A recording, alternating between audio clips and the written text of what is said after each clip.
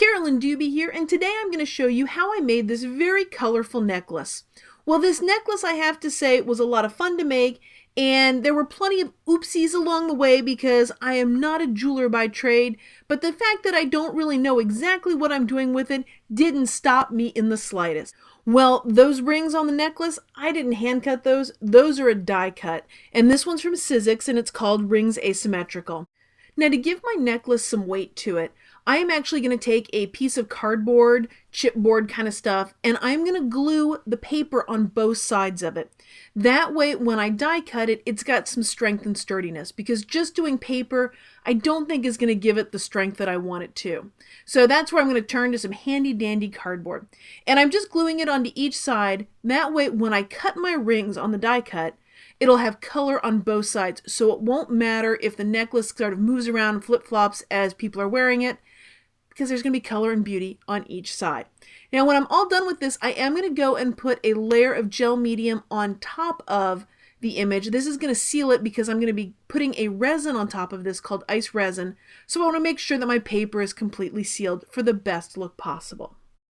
And now the hardest part of the entire project for me was waiting for things to completely dry. But it is important that the gel medium is completely dry on this one if you want to get a crisp, clean, and precise cut through the die cutting machine. This is going to be a pretty heavy piece. I've got 2 pieces of cardstock on there, basically one on each side, and I've also got the chipboard that's in the middle. And this is just the basics of die cutting. You put the whatever you want to die cut right on top, and then you're going to sandwich it between the plates and run it on through. As I'm doing this, I am trying to maximize the number of die cuts that I can get out of this print. This print is one that I made on the Gelli plate using techniques from my One Pull Wonders workshop. And I want to make sure that I've got enough of these circles, and happily this is going to use about half of this sheet. I'm going to run it through again and get a second round of my asymmetrical rings here to use to build my necklace. Well, I love adding layers, and for this one I'm going to add a touch of metallic with some of the PBO metallic paints, and to get the detail on these, because this is smaller than what I usually work on, I'm really turning to a stencil that has kind of rocked my world lately, and this one is Doodle It Inchy over at Stencil Girl by Maria McGuire. And the thing about this that is so amazing to me is the level of detail that I can get out of this stencil. That I can get on something as small as what this necklace is. I can get interesting shapes and layers, and when this is all done, the metallic on there is just going to give such a cool effect with the ice resin. But I'm getting ahead of myself there. Right now I'm just going to keep picking random parts of this and adding little bits of color here and there to complement until I've done this on both the front and back of each one of the pieces. So these are pretty thick, and to get the holes punched in them so that I can dangle them on the necklace, I'm going to turn to the crocodile and just punch holes in the top of each and every one of the pieces. Well, now it's time to bring in the ice resin. So I've got a little cup to mix it in. I've got my little plungers here. You're going to have equal parts of both sides of the liquid, and the directions are on the package. This stuff is so easy to work with. I'm going to push down and squirt out the exact amount that I need. I know precisely what I need. Okay, actually, I have no idea exactly how much I need. So I'm going to squirt out some, and I'll find some way to use it if I have more than what I need.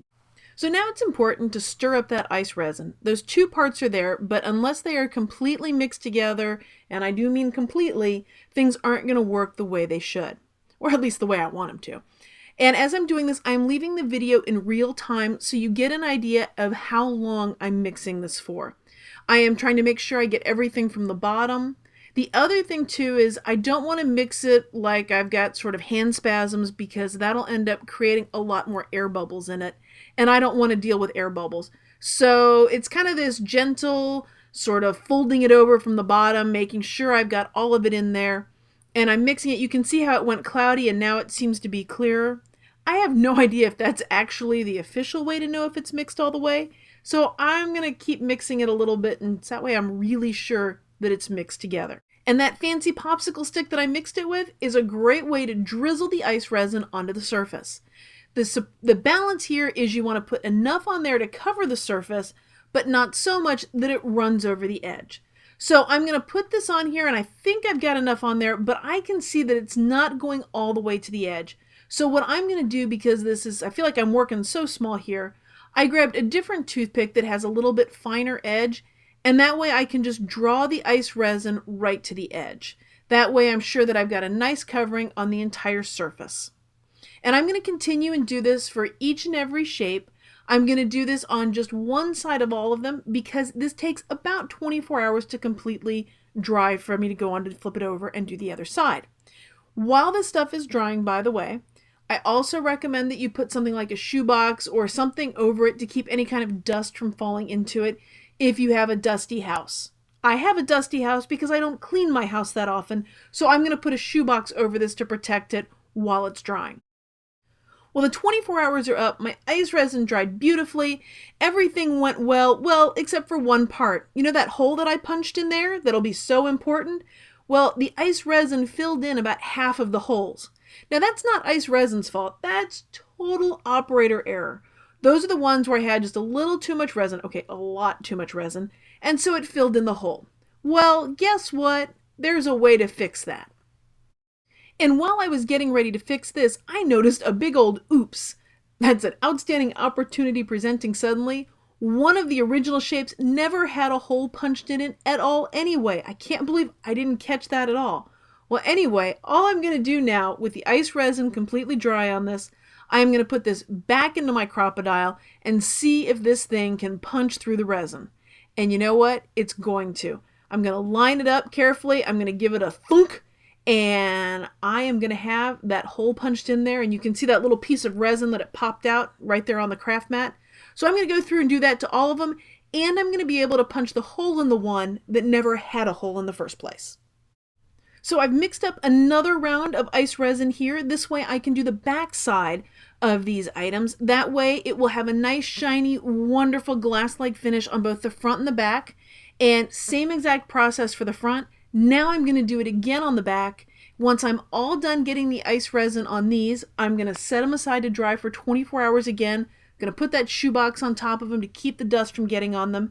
And then I get to come back and start putting the necklace together. So here's what they look like completely dry and lined up in the order that I want to put them on the necklace. The chain that I've got is, well, how shall we say, boring and doesn't really match. So I'm going to make it match. I'm going to take some of that patina stuff, and what I'm going to do is squirt it into my hand right off camera so that you can't see what I'm doing. And I'm going to run that chain through my hand. That way I get the color on the chain. It's going to be imperfect, kind of like my ability to keep my hand under the camera for you, but it will have some great pink color to it, so it's going to tie into the necklace and look very fun and playful, just like the charms that I'm going to hang from it. Now I've got the necklace done, and this stuff dries incredibly quickly, so never fear, it will not take long for that stuff to dry. But I've also got all of the jump rings that I'm going to use with this. And why not give those jump rings a little bit of color, because otherwise they're not going to match. So I'm going to put all those jump rings into my hand, and I'm going to kind of squish them around in my hand. And I promise I'm really going to do this. You can't see it very well because I really like to keep my hand off camera for it. But that just adds a little bit of imperfect color to these, so it looks like everything matches and belongs. Now all that stuff is dry. It didn't take very long. And I'm going to grab a couple of pairs of pliers, and what I'm going to do is take my jump ring, and you can use 2 pliers, and what I'm going to do is kind of pull them. I'm going to twist it. That way it's nice and open. I can get it on the charm. I can get it on the chain. Well, here's the thing too, that if you make jewelry, you're probably already laughing and probably saw this coming, but those are some very small openings on that chain, which this may not have been the perfect chain to do this, but it's the chain that I had, so I'm going to make it work. And once I've got the chain in there and about the middle, then I'm going to put my center circle on there, and I'm going to close this jump ring right back up. And once I've got that piece on, then I can start putting on the other pieces. I am going to build this in order. That way I can get the spacing about symmetrical without really having to actually measure anything. Well, now that the center is on there, now I can start working from that middle or center point and working out. And I want to make sure that this is kind of going to dangle and fall the way I want it to. So I'm going to put these 2 on, but I'm not going to close up the jump ring. I want to sort of pick it up and see how it dangles and how it hangs. Make sure that everything looks the way I think it's supposed to look, because it's not like I really know exactly what I'm doing here. I mean, instead of using a ruler, I was actually using my thumb there to measure how far apart to put them. And just so you know, if you don't close up the jump ring, things fall off really easily. So those look about where I want them, so I'm going to come in and start closing up those jump rings. You'll notice that I'm using 2 pliers to do this, but by the end of it, you'll see that I'm just doing it with my fingers. As I start to do more of these, strangely, I get more comfortable with it. Isn't that interesting how that works? Well, now I've got all the charms on, and now I need to work with the clasp. So this one, I didn't have a magical perfect matching pink clasp for this, strangely.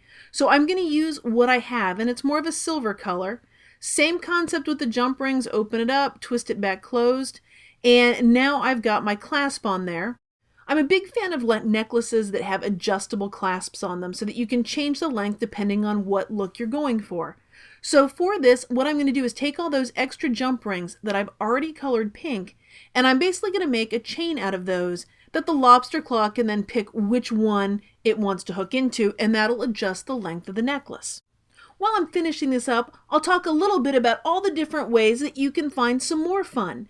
You can subscribe to my YouTube channel to see more of my videos. You can pop over to my blog and say hello. I love to hear from people over there at acolorfuljourney.com. And I've also got a newsletter that is absolutely free and includes monthly Sparks of Artspiration downloads for you to use, as well as some exclusive videos. I also have a video and PDF waiting for you once you sign up for that too. So head on over and check those out.